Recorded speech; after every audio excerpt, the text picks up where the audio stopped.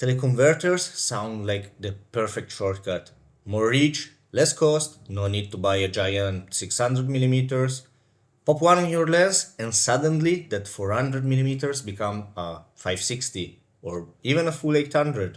That sounds like a dream, right? But here's the truth. Teleconverters are not a magic fix, and if you use them in the wrong way, they can do more harm than good.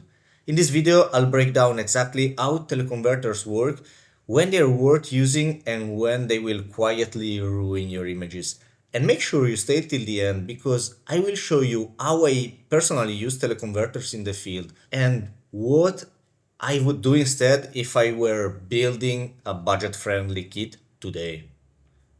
Let's start with the basics.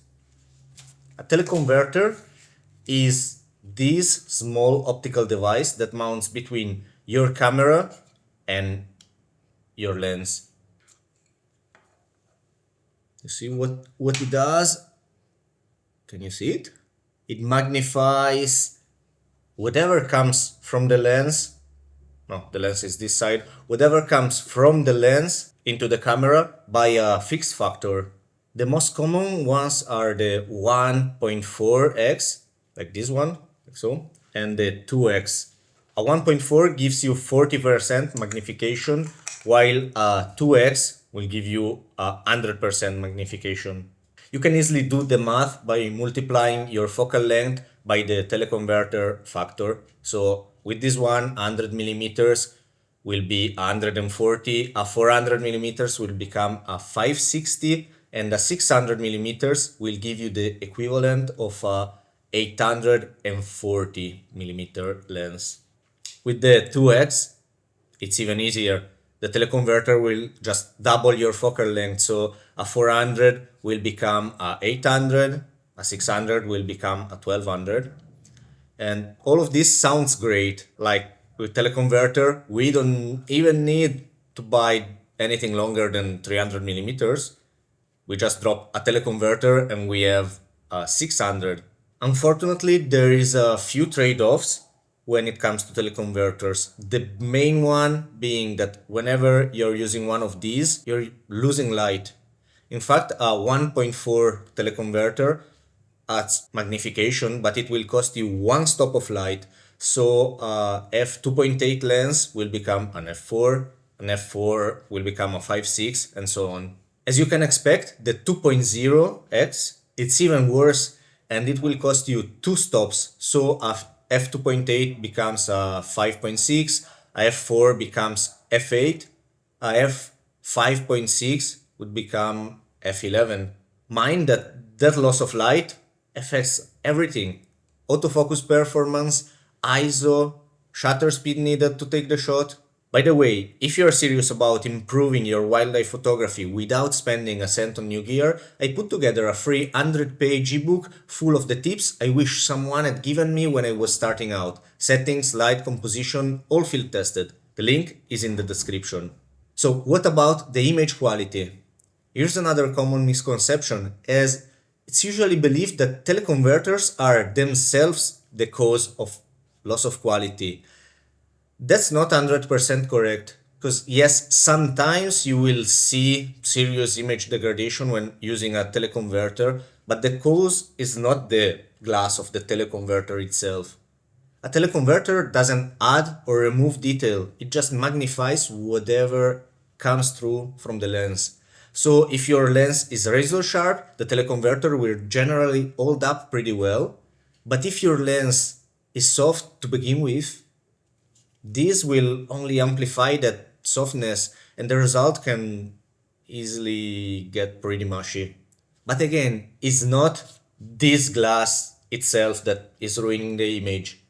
This is just magnifying the original output of your lens. And if your lens is not top quality, by magnifying the image that is already so and so, you will just get to see all the imperfections.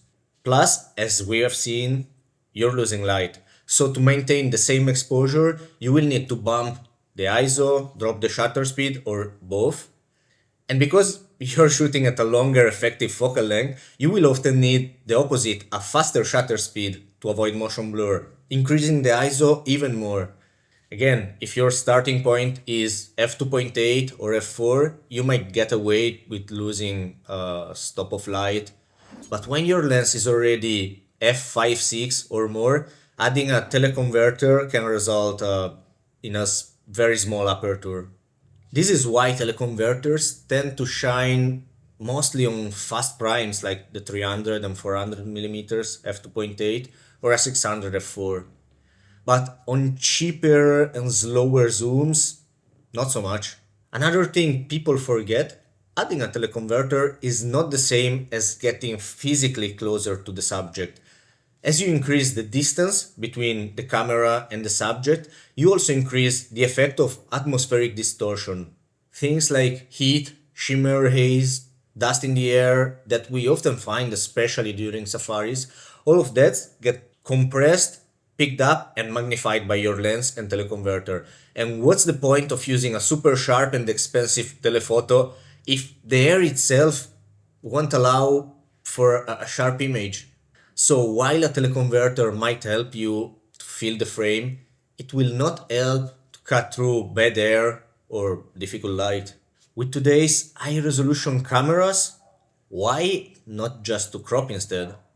Well, with a teleconverter, you're magnifying the image optically before it hits the sensor. And that means you can retain all the resolution. With a digital crop, you keep all your light, as you're not losing any stops before the image is recorded. So you might think it's better in terms of light performance, but cropping will magnify the effect of the noise as well. So the advantage of the lower ISO is ruined, plus you also lose a good part of the resolution. For this reason, if I already know in advance that I will need that extra reach, I always prefer a teleconverter over a digital crop. Since teleconverters cause loss of light and magnify any imperfections coming from the lens, fast primes are ideal. Think 300, 400, 2.8, 600 f4. These lenses are built for sharpness and their wide aperture offsets the loss of light pretty well. Premium zooms can also work pretty well. Things like the Canon 100 to 300 2.8.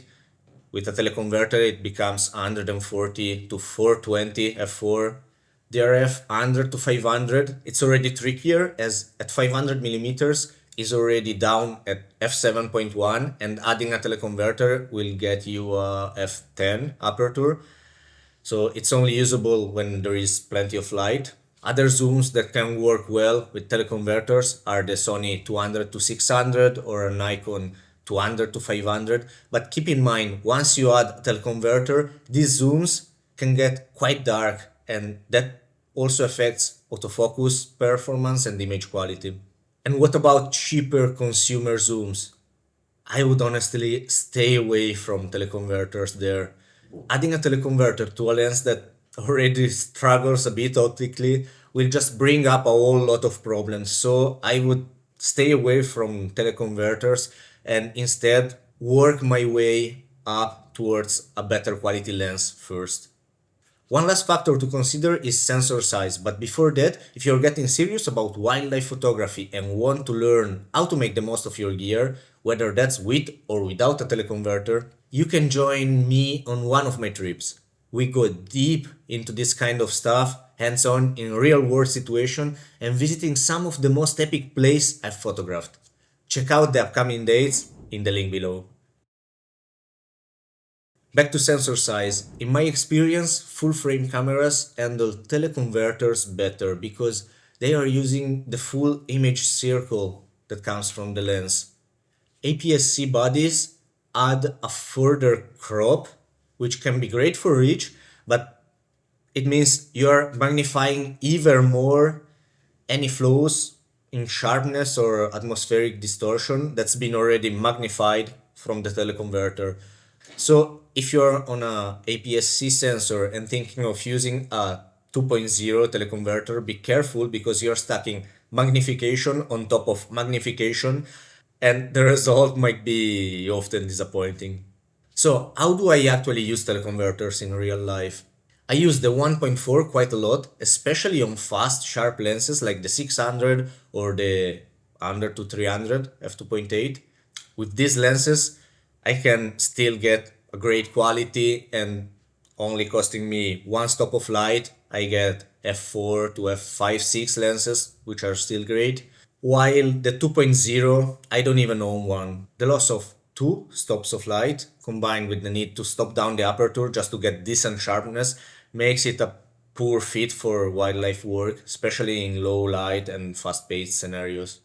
And honestly, 840 millimeters on with this on the 600 is already more than what I need for 99% of my wildlife encounters. If I would need more than that, I would rather switch to a native longer lens, but then atmospheric distortion will come into play as well, so I should be careful. If I would need to stay on a budget, I would rather pair the cropping factor of an APS-C sensor with a medium range telephoto like the 100 to 400.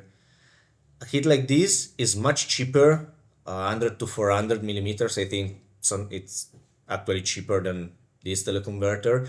And on a APS-C sensor will already result in a 140 to 560 millimeters, covering 90% of what you will need in any scenario.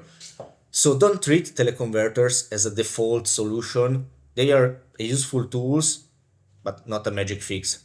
Use them when it makes sense, but always beware of the trade-offs and remember that more magnification is not the same as getting closer to your subject.